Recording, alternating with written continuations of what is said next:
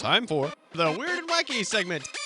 Abominable snowman. He's not an axe murderer. One of the TAs turned out to be a bot. First up on Weird and Wacky is actually a petition that probably doesn't apply to most of us, but it's a European Union petition. Stop destroying video games. Yeah. The text of this petition is actually really great, I think.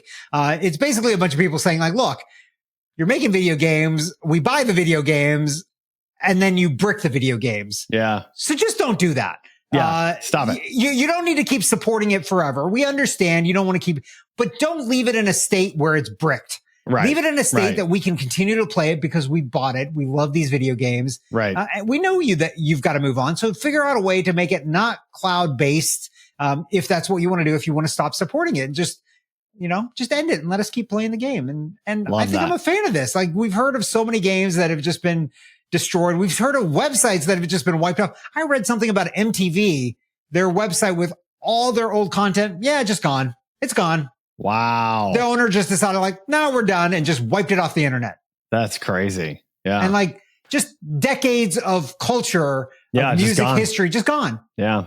Well, one thing that I thought was funny about this, I think it's like 47,000 signatures. I was like, that's a lot of people that want to keep their video game. Like, I would not sign. I don't care that much. I play video games, but I still would never sign. I don't care that much. But like 47,000 people cared enough to sign the petition, which is interesting. So, yeah, it's funny when I saw this originally and I tagged it, it was only like a couple of dozen. So it is definitely quite a bit. It's quite a bit. Yeah, that's a good All thing. right. Next up, a Swiss town banned billboards. Zurich, Bern may follow.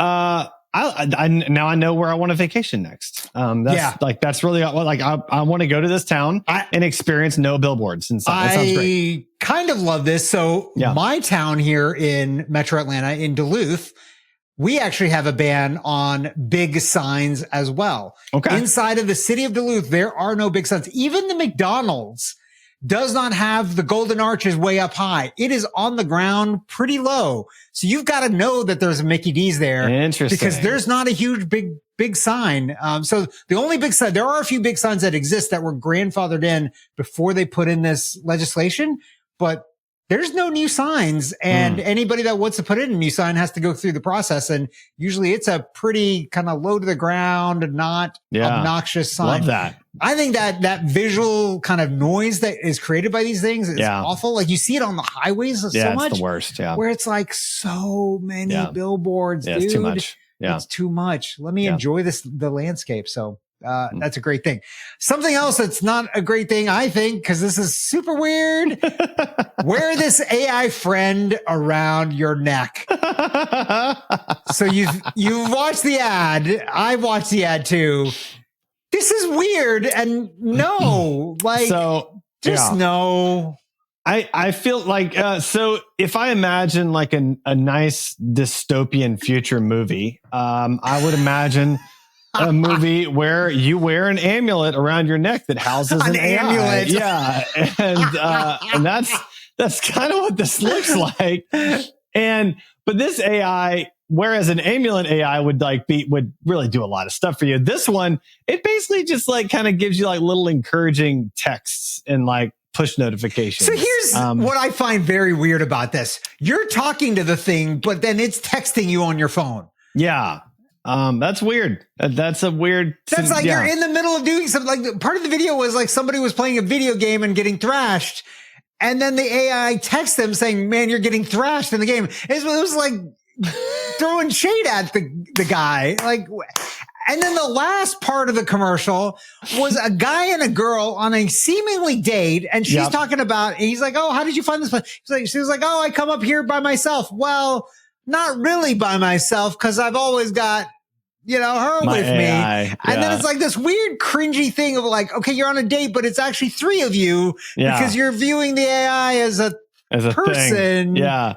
An amulet that's alive. And it was, I don't like weird. It. So here's weird. what they've homed in on, this issue that has been going on for a while. The Surgeon General even talked about this, how people don't have enough friends. Yeah. Yes, this is a problem. That's true. That is a problem. Yes. Creating a robot friend is not the solution to that. Not the solution. Not the solution. I mean, it is a solution. It's not a good solution. It's it's not worthwhile. Yeah. Speaking of solutions that aren't good, I regret to inform you that Elon Musk has accepted Nicolas Maduro's fight challenge.